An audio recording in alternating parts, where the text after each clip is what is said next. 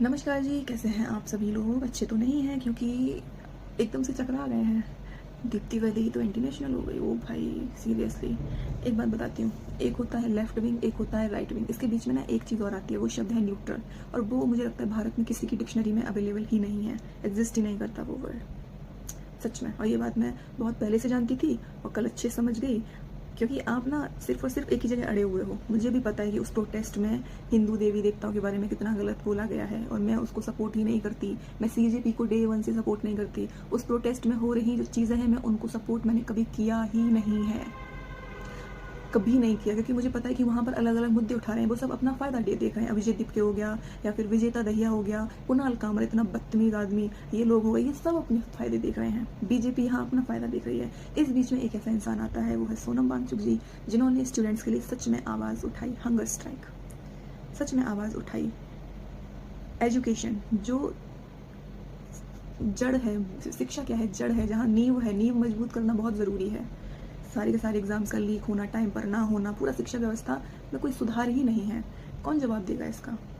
तो सोनम सर ने ये बहुत अच्छा स्टेप उठाया था। बट ये बात तो मैं भी कहती हूँ कि वो अपनी इस हंगर स्ट्राइक को ब्रेक करें, क्योंकि वो अगर जीवित हैं तो वो और अच्छे से काम कर पाएंगे। और जितने भी लोग मुझे ये बोल रहे हैं ना कि चाइनीज़ एजेंट हैं, आप सपोर्ट कर रही हो, ये है वो है, फैक्ट्स ला दीजिए। फैक्ट कहाँ है?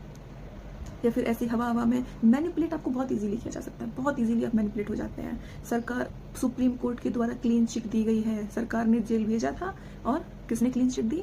खुद सुप्रीम कोर्ट ने। सरकार को लताड़ अलग लगाई थी। जो ये फंडिंग की आप बात कर रहे हैं, तो अगर किसी को गलतफहमी हो तो मुझे पढ़ लीजिएगा जा करके, और अगर मेरी गलतफहमी है तो आप दूर कर दीजिएगा, लेकिन फैक्ट सही लेकर के आइएगा। क्लीन चिट के साथ बाहर निकले हैं सोनम वांगचुक जी। और आज अगर मैं इस प्रोटेस्ट में को मैं सपोर्ट कर भी रही हूँ तो वो सिर्फ और सिर्फ सोनम वांगचुक जी को कर रही हूँ। मुझे फ़र्क नहीं पड़ता विजेत दीपके से, मुझे फ़र्क नहीं पड़ता विजेता दहिया से, मुझे फ़र्क पड़ता है जिस सरकार को हमने चुना है उससे। जवाबदेही क्यों नहीं है? लोकतंत्र है, लोकतंत्र में जवाब कौन देगा? एक भी नेता नहीं दे सकता। अरे चलो पीएम नहीं दे रहे, पर कोई तो होगा जो जवाबदेही दे के करेगा। अरे ये प्रोटेस्ट तो शो भी नहीं किया जा रहा है टेलीविजन पर। और ये जो हाईलाइट में जो ये प्रोटेस्ट आया है ना, वो सिर्फ और सिर्फ सोनम सर की वजह से आया।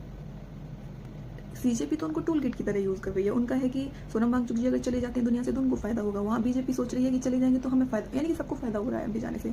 फ़ायदा किसको नहीं होगा? यहाँ के स्टूडेंट्स को, जो सच में अपने लिए फ़ाइट कर रहे हैं, जो सच में आने वाले भविष्य में देख रहे हैं कि हमारी अर्थव्यवस्था, कि हमारे साथ क्या होने वाला है। बाकी देखते हैं कल प्रोटेस्ट में क्या होता है। फिर मेरा आप जो रिव्यू, न्यूट्रल रिव्यू जिसे कहते हैं, आप वही सुन पाएंगे। यहाँ गलत चीज़ें मैं ना सुनती हूँ ना मैं करती हूँ। सीधी बात, सीधी बात। मैं न्यूट्रल थिंकिंग रखती हूँ। मैं किसी एक पार्टी के सपोर्ट में ना आज तक थी, ना आगे जाकर भी खड़ी होने वाली हूँ।